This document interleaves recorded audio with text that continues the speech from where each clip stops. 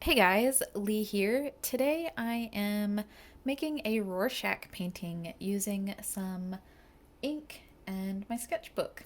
If you don't know what a Rorschach is, it is where you splatter some paint onto a page and then you fold it over, and when you open the page you will have an ink blot.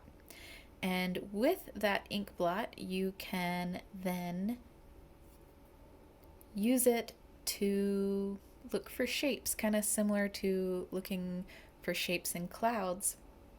And this has been used in the past to help therapists and counselors kind of get into the psyche of their patients, because the shapes that you see from the ink blot can help to figure out what kind of mindset you're in. So for this ink blot, I saw lungs and a brain and a turtle actually. And I think the lungs was pretty relevant and the brain because I was really sick the week that I made this.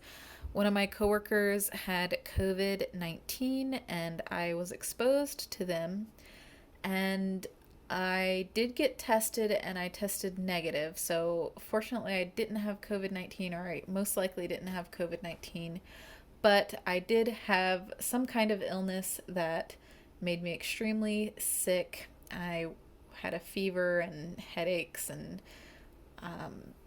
all the things. So I couldn't work for a week and I was in a lot of pain and it just sucked. So I spent several days at home and I was getting really restless, but I didn't have the energy to do anything, much less create a really epic piece of artwork.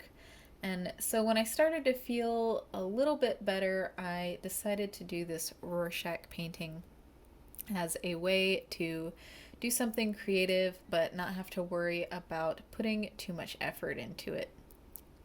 So as you can see, all I did was create the Rorschach, and then I got my fountain pen and I used that to trace around the Rorschach ink blot and make a cool little doodle design on the page. And it was really, really therapeutic, and I'm so glad I did it. It really kind of got me out of that funk that I was in, which I really needed. And I highly recommend that you give this a try if you are feeling any kind of art block. I love doing Rorschach paintings. I always do at least one in all of my sketchbooks. It's actually my second Rorschach for this sketchbook. But yeah, you can't go wrong. Like, no matter what, it's gonna look cool. And yeah, you should just do it. So with that out of the way, I did want to talk a little bit about the video itself and some exciting news actually.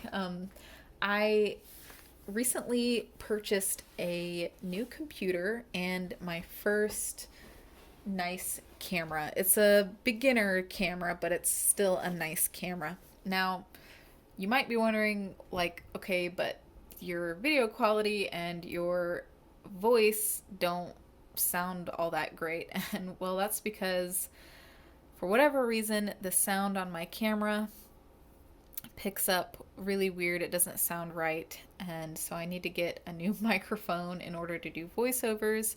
So I'm doing this voiceover with my phone still. And I did do the footage that you're seeing on my phone as well because I didn't have a tripod for my camera when I did this. So still in the rudimentary phases. I haven't figured out all the technicalities of this new equipment that I have. Probably will need to make a few more investments to make it really workable. But in the meantime, I'm taking baby steps to learn and grow. So right now I'm just doing this voiceover with my phone, but hopefully in the future I'll have a decent microphone that will make much better quality sound recordings for you guys. So I'm really excited about it. It's definitely been a learning experience and been very frustrating going through this because I don't know how to use these programs and I keep having to redo things over and over again. But again, I think once I have it down, it's gonna make everything so much better. So I really appreciate you guys bearing with me through this. I would love to hear how you guys are doing during this time of COVID. I know it's a crazy time, so leave a comment down in the comment section below. If you like this video, go ahead and like it, and if you would like to see more, go ahead and subscribe to my channel. That's all I have for you guys today. I hope you have a wonderful day, and I will see you next time. Bye!